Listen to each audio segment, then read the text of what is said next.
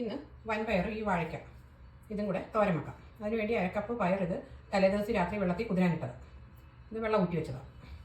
ഇത് 2 കാ പയർ കുക്കറിലോട്ട് ഇടാം. 1/4 ടീസ്പൂൺ മഞ്ഞൾപ്പൊടി, 1/2 ടീസ്പൂൺ ഉപ്പ്, വെള്ളം കൂടെ ഒഴിക്കുക. ഇത്രയും വെള്ളം മതി. ഒഴിച്ച് ഒരു മീഡിയം ഫ്ലെയിമിൽ ഒരു 3 വിസിൽ വരുന്നവരെ കുക്ക് ചെയ്യാം. പാത്രത്തിൽ വെള്ളം ഒഴിവെടുത്തിട്ട് കുറച്ച് മഞ്ഞൾപ്പൊടി ഇടാം. മഞ്ഞൾപ്പൊടി ഇട്ടിട്ട് ഈ കാ തൊലി കളഞ്ഞരിഞ്ഞിട്ട് അതിലേക്ക്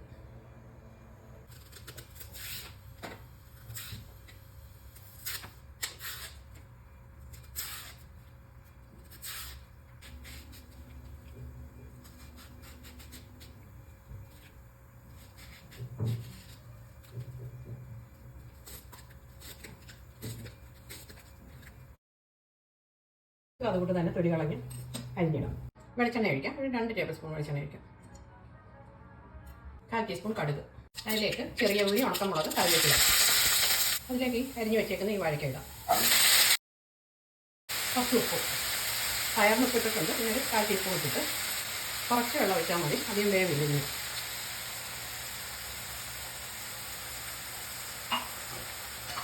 ഇതൊന്ന് അടച്ച് വെച്ച് 5 മിനിറ്റ് കുക്ക് ചെയ്യാം. ഇനി ഇതിനുള്ള തേങ്ങ ഒന്ന് ചതച്ചെടുക്കാം. ഇത് അരക്കപ്പ് തേങ്ങ, 2 പച്ചമുളക്, 4 അല്ലി വെളുത്തുള്ളി, മഞ്ഞൾപ്പൊടി, ഒരു 1/4 ടീസ്പൂണിൻ്റെ പകുതി എടുത്തുള്ളൂ, 1/4 ടീസ്പൂൺ ജീരകം. ഇതെല്ലാം കൂടെ ഒന്ന് ചതച്ചെടുക്കാം. അതിലേക്ക് തേങ്ങ ചതച്ചത് ചേർക്കാം. പയർ വേവിച്ചതുകൂടെ ചേർക്കാം. ഒരു 2-3 മിനിറ്റിലൊന്ന് കുക്കാവട്ടെ.